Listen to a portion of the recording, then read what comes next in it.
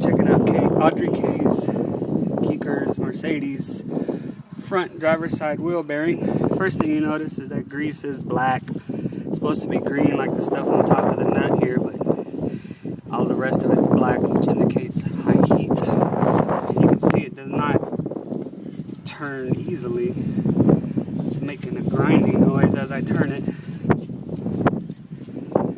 This is the outer wheel bearing on Audrey Keeker's Mercedes front driver's side wheel.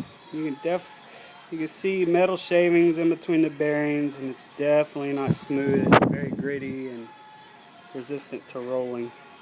Again, the grease is all black, which the manual says should be bearing.